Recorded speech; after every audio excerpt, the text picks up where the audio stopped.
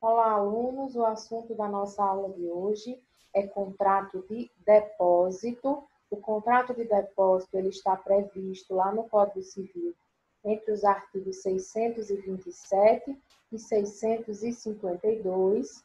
Vou dividir a tela aqui com vocês para que a gente inicie o estudo desse contrato, o contrato de depósito, ok?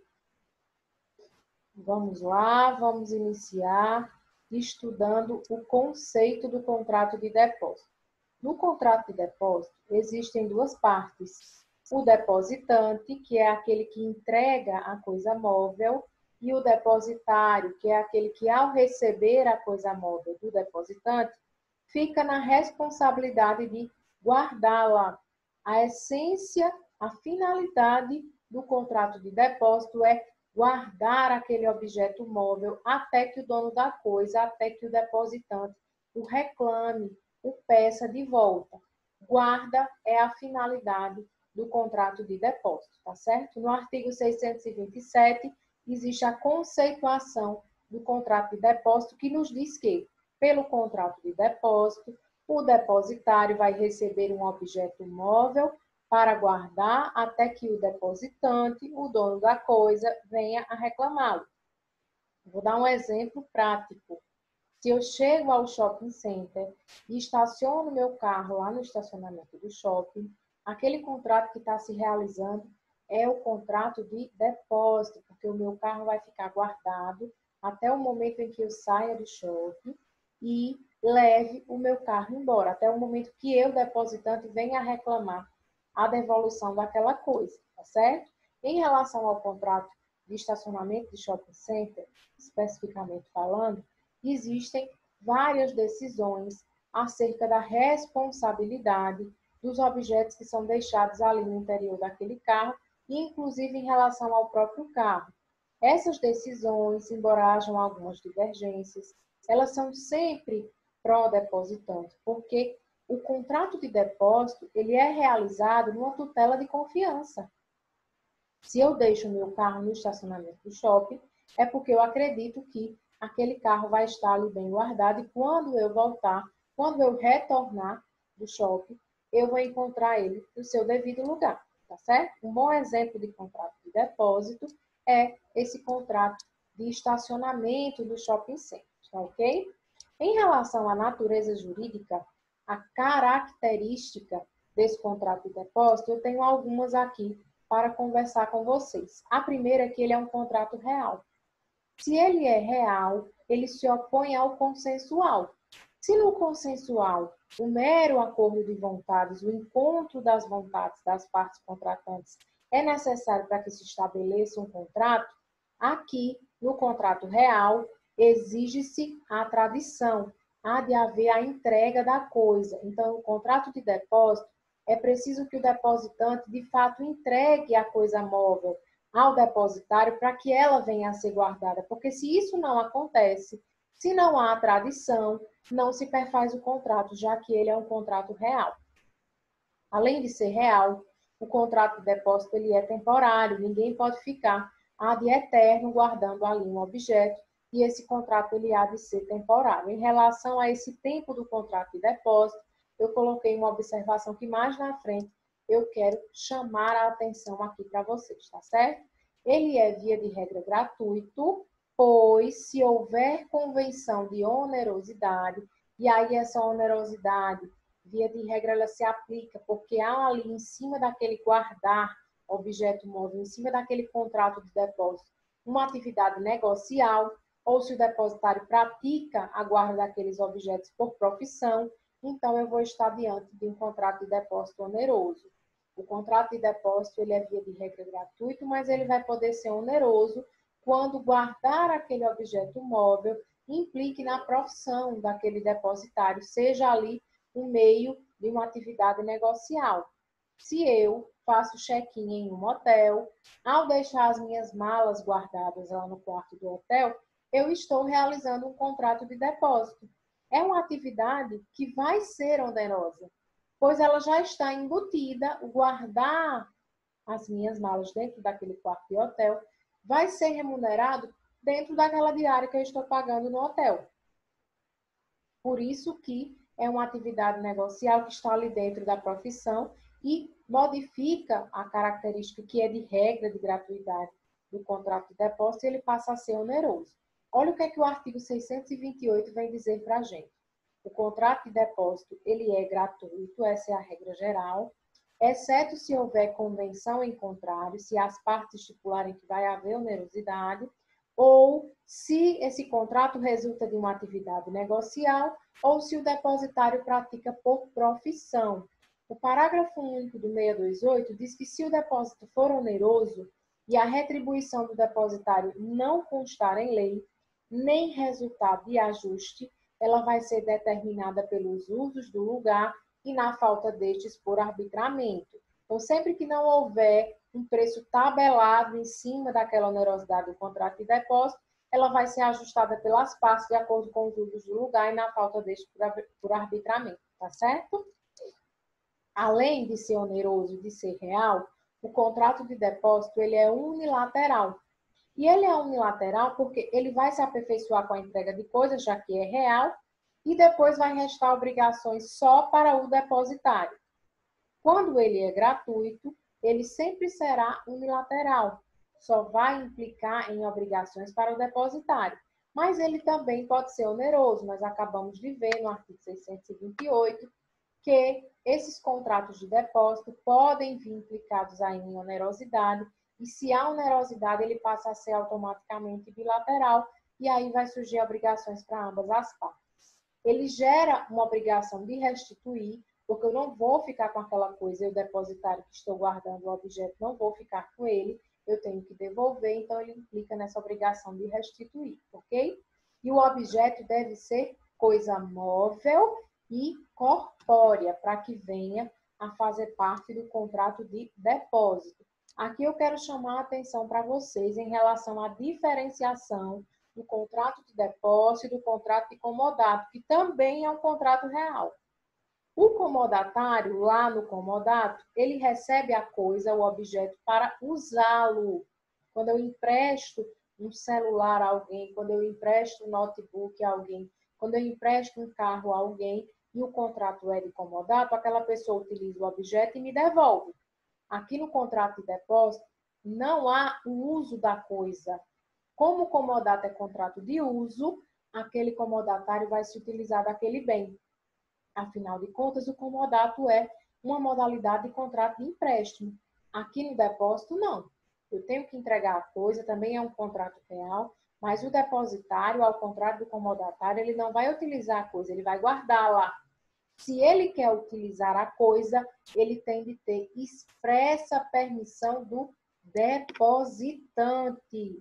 Eu coloquei aqui para vocês, deixa eu voltar aqui, o artigo 640. E aqui no artigo 640, o que é que se diz? Sob pena de responder por perdas e danos, não poderá o depositário, sem licença expressa do depositante, servir-se, utilizar a coisa depositada e nem dar o depósito a outra pessoa. Então, nem posso deixar de guardar aquela coisa e entregá-la a outra pessoa, nem muito menos eu posso utilizar aquilo que eu estou guardando, a não ser que eu tenha expressa autorização do dono da coisa móvel, do depositante. O parágrafo único diz: se o depositário devidamente autorizado confia aquilo que está em depósito a um terceiro, ele vai ser responsável por tudo que aquele terceiro fizer em relação a esse objeto, se ele agiu com culpa na escolha deste. Então, aqui no contrato de depósito, para que eu, depositário, utilize a coisa, eu preciso de autorização do depositante, porque não se confunde com o comodato, que é um contrato de empréstimo para uso. Aqui eu, depositário, também não posso passar adiante aquele objeto que eu estou guardando. E se eu passo, eu vou ser responsável pelas atitudes daquele terceiro que está com a coisa, se eu acho com culpa na escolha deste terceiro, tá certo? Gente, agora vamos entrar aqui nas espécies de depósito. Eu tenho várias espécies de depósito. Eu tenho o depósito voluntário, o depósito necessário, Quando eu olho lá para o objeto, eu tenho o depósito regular e o irregular, e além disso eu tenho o depósito judicial. Vamos começar aqui diferenciando o depósito voluntário do depósito necessário. No depósito voluntário, o que vai determinar aquele contrato de depósito é o acordo das partes. Se as partes querem realizar o contrato de depósito, assim será. Eu vou dar outro exemplo que envolve garagem. Eu vou realizar uma viagem e, quando for realizar essa viagem, irei de avião. Vou deixar o meu carro na garagem da minha vizinha.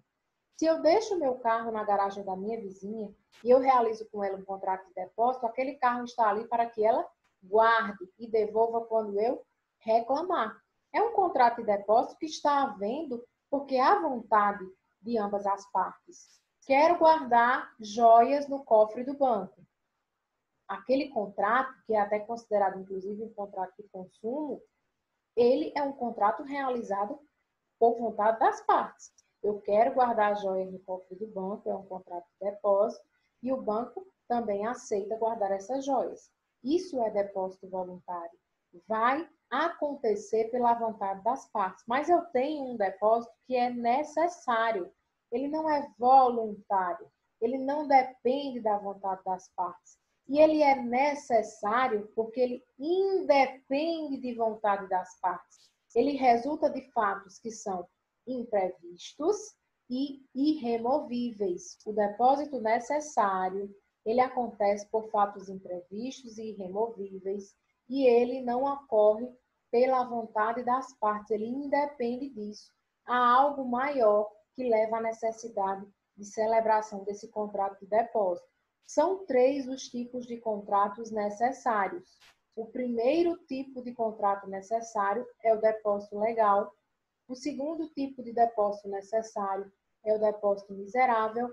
E o terceiro tipo é o depósito dos hospedeiros. Vamos agora diferenciar esses 3 tipos de depósitos necessários.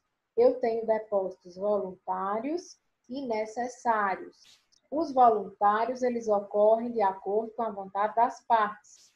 Os necessários, eles ocorrem de acordo com fatos que são imprevistos e não por conta da vontade das partes. Ele independe da vontade das partes para a sua realização. Esse depósito necessário, que não se confunde com o voluntário, ele apresenta 3 modalidades. Quais são essas modalidades desses depósitos obrigatórios ou necessários? A primeira é o depósito legal. A segunda é o depósito miserável.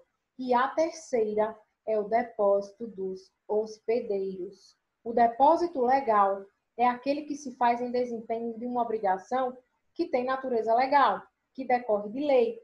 Como ocorre, por exemplo, lá no artigo 641, que trata dos contratos de depósito, no caso onde surge uma incapacidade superveniente, negando-se o depositante a receber a coisa. O artigo 641, ele autoriza que o depósito ele possa ser feito legalmente.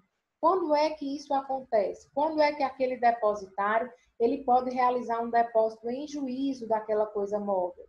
A primeira situação apresentada pelo 641 é quando surge a incapacidade superveniente daquele depositante. O depositante ele não tem mais condições de continuar naquele contrato porque ele passou a ser incapaz, ele não tem mais o requisito do agente capaz. Mas aquele depositário ele não vai ficar para sempre com aquele objeto. Por haver a incapacidade de se entregar aquele objeto, aquela coisa móvel, para o depositário vai lá e deposita em juízo, porque aí ele está liberado da obrigação e esse objeto, essa coisa móvel, vai estar lá em juízo. Isso a gente chama de depósito legal. É uma obrigação que decorre de lei. Outra possibilidade prevista lá no 641, desse depositário depositar em juízo esse depósito, é quando o depositante ele se nega a receber a coisa. Então, se o depositante ele se torna supervenientemente incapaz, de forma superveniente, se torna incapaz, ou se ele se nega a receber a coisa, aí é autorizado o depositário a fazer o depósito em juízo. ele vai fazer o depósito em juízo e isso vai autorizar essa exceção aí dentro desse contrato de depósito, tá certo? O 647 diz no seu inciso 1º, é depósito necessário o que se faz em desempenho de obrigação legal. Que obrigação legal é essa, professora? Aí eu vou lembrar do artigo 641, que vem me dizer que quando o depositante ele se torna de forma superveniente incapaz, ou quando o depositante, o dono do objeto móvel, se nega a receber aquele objeto, é autorizado o depósito legal. Então, o depositário vai deixar lá em juízo esse objeto para ele se liberar da obrigação, tá certo? Além do depósito necessário ou obrigatório legal, eu tenho depósito necessário miserável. Quando é que esse tipo de depósito ele vai acontecer? O depósito miserável é o que se efetua por ocasião de alguma calamidade pública. O inciso 2 do 647 vem nos dizer que situações são essas. É depósito necessário, o que se efetua por ocasião de alguma calamidade, como incêndio, inundação, naufrágio ou saque. A calamidade pública, ela faz surgir a necessidade de um depósito obrigatório. E esse depósito obrigatório que se dá por calamidade pública é chamado de depósito necessário miserável. Mas entre os depósitos necessários, além do legal e do miserável, eu tenho o depósito dos hospedeiros. E o depósito dos hospedeiros é aquele depósito de bagagem dos hóspedes que a lei equipara ao depósito legal. O 649 vem nos falar desse depósito dos hospedeiros. Aos depósitos previstos no artigo antecedente, é equiparado das bagagens dos viajantes ou dos hóspedes nas hospedarias onde estiverem. O parágrafo único do 649 diz: os hospedeiros responderão como depositários, assim como pelos furtos e roubos que perpetrarem as pessoas empregadas ou admitidas nos seus estabelecimentos. Então, aquela pessoa, aquele hospedeiro, está responsável ali por aquelas malas que são deixadas lá nos quartos de hotel, elas vão ter a responsabilidade de depositário. Os depósitos podem ser voluntários ou necessários. Os voluntários decorrem do acordo de vontades. Os necessários podem ser legal, miserável ou dos hospedeiros. Se é legal, surge de uma obrigação que é legal, como a lá do 641, que autoriza o depósito em juízo quando o depositante ele se torna de forma superveniente incapaz, ou quando esse depositante se nega a receber, aí se autoriza por parte do depositário, o depósito legal.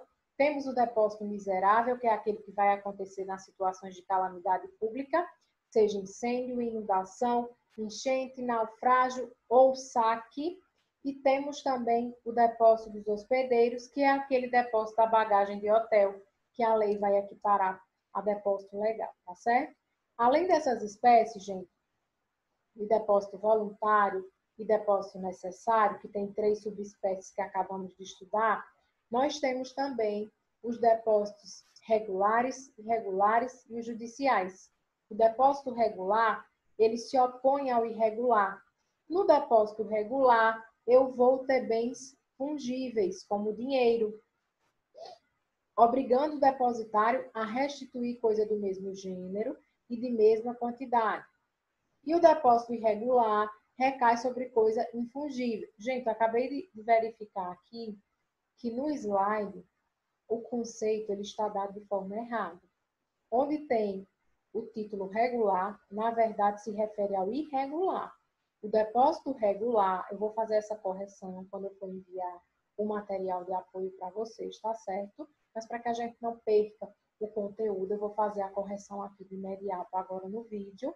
O depósito regular, ele vai recair sobre coisa infungível, que deve ser restituída. E o depósito regular, ele é uma exceção.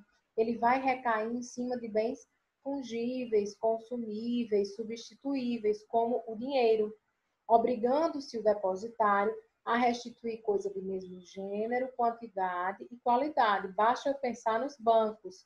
Quando eu realizo lá o depósito de dinheiro, eu estou, na realidade, realizando um depósito irregular, porque de forma regular, os objetos daquele depósito, do contrato de depósito, serão sempre as coisas, os objetos infungíveis que devem ser restituídos. Quando eu devolvo coisa de mesmo gênero, qualidade e quantidade, eu estou diante de um depósito irregular. Houve essa troca aqui no slide, mas eu vou corrigir quando eu for apresentar um material de apoio para vocês, tá certo? Além disso, eu tenho o depósito judicial. O depósito judicial é aquele que se verifica por ordem judicial, com o intuito de preservar a incolumidade da coisa litigiosa até que se decida a causa. O 635, ele vem falar desse depósito judicial e ele nos diz que ao depositário será facultado outro sim, requerer depósito judicial da coisa, quando por motivo plausível não a possa guardar e o depositante não queira recebê-la. O depósito judicial é aquele que se preocupa com a preservação da incolumidade da coisa litigiosa. O que é a coisa litigiosa? É aquela coisa que está ali em disputa, em juízo. Até que se decida a causa, é possível que se verifique que se opere o depósito judicial. E aí a coisa vai ficar lá em juízo até o final daquela causa. As espécies de depósito são depósito voluntário ou depósito necessário. O depósito necessário, ele é legal, miserável ou dos hospedeiros. Eles também podem ser depósitos regulares ou irregulares. E o judicial. Eu vou aqui reforçar o comentário que eu fiz a respeito dos depósitos regulares e irregulares. Aqui no slide houve uma troca. Onde há depósito regular, na verdade é o irregular. O depósito irregular é aquele que recai sobre coisa fungível, como dinheiro. E nesses casos há uma exceção, porque como a coisa é fungível, ela é consumível, ela é substituível, esse depositário ele tem que devolver coisa do mesmo gênero, qualidade e quantidade. Via de regra, o depósito ele tem como objeto algo regular, que são aqueles bens infungíveis que devem ser restituídos. Essa correção entre os objetos regulares e irregulares do contrato de depósito, eu vou fazer posteriormente, quando a gente encerrar esse vídeo, e já envio o material de apoio com a correção. No momento que vocês têm que saber é que existe a troca aqui do depósito regular com irregular. Troca essa que eu vou corrigir no final da aula, tá certo? Aqueles que estão assistindo a aula, tenham atenção em relação a isso, tá ok? Vamos passar adiante e falar agora das obrigações do depositário. O depositário, ele tem duas obrigações importantes. Professora, quem é o depositário? Gente, o depositário é aquele que fica responsável em guardar o objeto móvel até que o depositante, o dono da coisa, o reclame. Quando ele está exercendo o guardar do objeto móvel, essa tarefa que lhe foi incumbida no contrato de depósito, ele tem obrigações, por óbvio. Eu até disse a vocês que, via de regra, o contrato de depósito ele é gratuito, e em sendo gratuito ele vai ser unilateral, o que significa dizer que ele gera obrigações para apenas uma das partes, e essa parte é o depositário, tá? Só vai surgir obrigação para o depositante quando esse contrato de depósito ele for oneroso. Não é a regra, mas pode ser que ele venha a ser convencionado como oneroso, até por se tratar esse depósito naquela situação específica de uma atividade negocial, até por se tratar daquela atividade do depositário ser profissional, tá certo? Eu dei até o exemplo a vocês do depósito do hospedeiro, que é uma das espécies de depósito necessário. No depósito do hospedeiro, aquele hospedeiro que vai ter a responsabilidade de depositar, ele tem que guardar as malas dos hóspedes do hotel e nesse caso há uma onerosidade, vai haver bilateralidade, porque vai ter remuneração para esse hospedeiro, e essa remuneração no guardar as malas está embutida ali dentro daquele valor da diária que é paga no hotel, tá certo? Quais são as obrigações desse depositário? O depositário, ele deve guardar e conservar a coisa que lhe foi depositada com cuidado e diligência que costuma ter com o que lhe pertence. Em todos esses contratos em espécie que nós estamos estudando no decorrer desse semestre, nós sempre vemos essa observação de que aqueles, principalmente os contratos que são reais, que implicam na entrega de algo e também na locação, aquelas partes contratuais devem tratar os objetos dos contratos como se fossem seus, como se fossem seus objetos particulares. E não vai ser diferente aqui no contrato de depósito, porque uma das obrigações do depositário é guardar e conservar a coisa depositada com o cuidado e diligência que costuma ter com o que lhe pertence. O artigo 629 vem nos dizer: o depositário é obrigado a ter na guarda e na conservação da coisa depositada o cuidado e a diligência que costuma ter com o que lhe pertence, bem como restituir essa coisa com todos os frutos e acrescidos quando o exija o depositante. Qual é a finalidade do contrato de depósito? Guardar a coisa até que o depositante o reclame. Isso implica em duas responsabilidades, em duas obrigações para o depositário. A primeira é guardar e conservar a coisa como se sua fosse. A segunda é restituir a coisa com seus frutos e acrescidos quando o depositante exigir essa devolução, quando o depositante reclamar a devolução desse objeto móvel, ainda que o contrato fixe prazo para a restituição.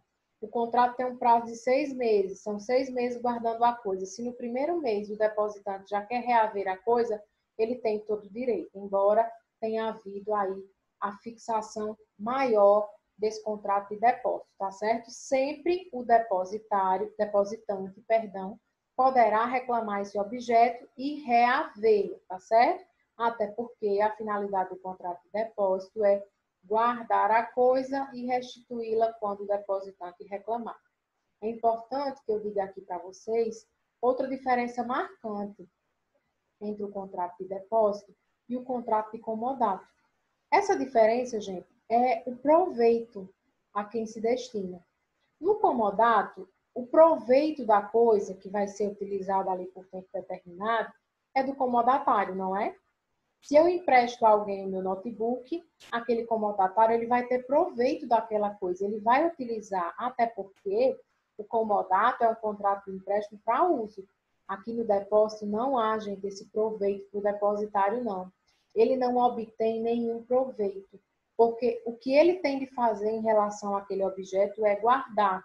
Ah, professora, mas quando o contrato de depósito ele é oneroso, vai haver sim vantagem para ambas as partes, vai haver uma contraprestação. Mas essa contraprestação ela vai estar ali embutida dentro do que for remunerado naquele contrato. Em relação a poder utilizar, poder satisfazer-se daquele bem para uso próprio, isso não acontece. É desse tipo de benefício que eu estou falando que não há aqui no depósito.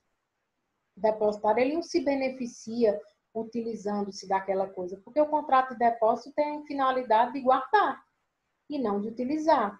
Nós vimos anteriormente que para que o depositário venha a utilizar a coisa, ele precisa de autorização expressa do depositante, porque essa não é a finalidade do contrato de depósito. Então, se utilizado bem, tirar proveito daquele bem, não é característica do contrato de depósito. E essa diferença torna aí marcante a diferença entre o mútuo e o depósito, tá certo? Entre o comodato, perdão, e o depósito, tá certo? Observação importante aqui. Esse depositário, embora tenha a obrigação de restituir a coisa, terminado o prazo do contrato ou não, ele não vai estar obrigado a restituir se tiver direito de retenção pelo valor de despesas e de prejuízos advindos do depósito. Gente, o que é que ocorre aqui? Eu, depositário, quando estou ali guardando a coisa, posso vir a ter gasto, posso vir a ter prejuízos em relação ao exercício de guardar ali aquela coisa como se fosse minha. Todo esse gasto, todo esse prejuízo, ele vai ter que ser suportado pelo depositante, pelo dono da coisa móvel. Eu sempre, depositário, tenho a obrigação de devolver a coisa assim que o depositante o reclame. Mas se aquele depositante ele tiver de me ressarcir por algo que me foi gasto ou que foi a título de prejuízo por conta do exercício da guarda daquele objeto, surge para mim, depositário, o direito de retenção. Só vou devolver a coisa quando eu for ressarcido. Olha o que é que o 644 vem nos dizer. O depositário poderá reter o depósito até que lhe pague a retribuição devida, o líquido valor das despesas ou dos prejuízos a que se refere o artigo anterior, 643, provando imediatamente esses prejuízos ou essas despesas. Então, quando o depositário ele prova que houve prejuízo, que houve despesa no exercício do contrato de depósito e ele não é ressarcido por isso, surge para ele o direito de retenção. Ele vai segurar ali aquele objeto móvel até que ele seja ressarcido. Parágrafo único do 644. Se essas dívidas, despesas ou prejuízos não forem provados suficientemente ou forem ilíquidos, o depositário poderá exigir caução idônea do depositante ou, na falta de uma caução idônea, a remoção da coisa para depósito público até que se liquidem. Eu disse aqui a vocês que existia uma espécie de depósito chamado depósito legal, onde surgiriam através de obrigações legais e que o 641 ele ia possibilitar esse depósito legal quando surgisse de forma superveniente a incapacidade do depositante ou quando esse depositante se negasse a receber. O direito de retenção ele vai acabar reverberando nessa possibilidade de depósito em juízo, depósito público dessa coisa, caso não haja a possibilidade de pagamento de forma imediata ou não haja a possibilidade de caução para com aquele depositário que tem o direito de ser ressarcido, seja pelos prejuízos ou seja pelos gastos que a guarda daquela coisa vieram a ocasionar a ele, tá certo? Está lá no parágrafo único do 644. Gente, como é que eu sou levada à extinção do contrato de depósito? Como é que ele chega ao fim? O contrato de depósito ele pode se extinguir tanto pelas formas habituais de extinção do contrato, como cumprimento, foi executado o contrato, chegou ao fim, leva-se à extinção, pelas causas que o Código Civil menciona especificamente em relação ao depósito, e essas causas são 3. A primeira causa é o pedido de restituição, formulado a qualquer tempo pelo depositante. Gente, está lá no primeiro artigo que vem tratar do contrato de depósito. O contrato de depósito leva a uma responsabilidade para o depositário de guardar a coisa. Até que dia? Até que o depositante a reclame, a peça de volta. Então, ele vai se extinguir quando esse depositante pedir de volta essa coisa. Isso leva à extinção do contrato de depósito. Além disso, quando surgir a incapacidade superveniente do depositário, está lá no 641. No 641, é visto que há a possibilidade de haver esse depósito legal, esse depósito em juízo da coisa, se surgir a incapacidade de forma superveniente do depositante ou se ele se nega a receber. Se ele se torna de maneira superveniente incapaz, ele não pode mais estar nesse contrato de depósito porque ele não tem aquele requisito de validade de agente capaz. Se ele não tem o requisito de validade de agente capaz, está extinto o contrato. É uma das formas de extinguir esse contrato também. Além disso, a morte do depositário. O contrato de depósito, gente, ele tem esse cunho personalíssimo. Por quê? Porque eu só vou realizar um contrato de depósito, eu só vou deixar alguém guardando aquele meu objeto móvel se eu tenho confiança naquela pessoa. E é por isso que ele é um contrato personalíssimo. Professor, e o que é que ocorre quando existe a morte do depositário? Quando ele não pode mais continuar guardando aquela coisa. Aqueles herdeiros do depositário têm por obrigação, que está prevista entre esses artigos, de devolver a coisa. Eles vão ter que devolver a coisa, objeto do depósito, porque se o depositário morre, há a extinção do contrato. Aqui eu coloquei para vocês se o contrato for celebrado em intuito personal. Na realidade, a feição do contrato de depósito, ela é de contrato personalíssimo, porque ele é feito na base da tutela da confiança, assim como de maneira geral são feitos todos os contratos. Surge a obrigação que é prevista no Código Civil desses herdeiros devolverem esse objeto. Mas, por óbvio, é lógico que pode haver a continuidade desse contrato de depósito, e aí será realizado um novo contrato, e esses herdeiros vão poder ser os novos depositários na feitura de um novo contrato, se assim o depositante quiser. Se o depositante tiver a intenção de permanecer guardando aquela coisa naquele local, ele não precisa ir até aquele local buscar a coisa, e os herdeiros poderão passar a ser os novos depositários, por óbvio, na realização de um novo contrato, tá certo? Por último, na aula de hoje, eu gostaria de chamar a observação para 2 pontos. O primeiro ponto é em relação ao tempo desse contrato de depósito. O artigo 1º da Lei 2313/54 vem estabelecer um prazo máximo do contrato de depósito. Os contratos de depósito regulares e voluntários de bens de qualquer espécie vão se extinguir no prazo de 25 anos, podendo, entretanto, ser renovados por expressa aquiescência das partes. Aqui eu teria um prazo máximo, caso não houvesse determinação do prazo do contrato de depósito, até onde eu poderia ir com esse contrato de depósito.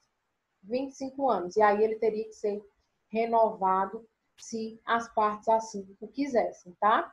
Além dessa observação aqui desse artigo 1º da Lei 2313/54, que vem tratar especificamente desse prazo do contrato de depósito, eu gostaria de falar com vocês a respeito da prisão do depositário infiel, para que a gente encerre a nossa aula de hoje.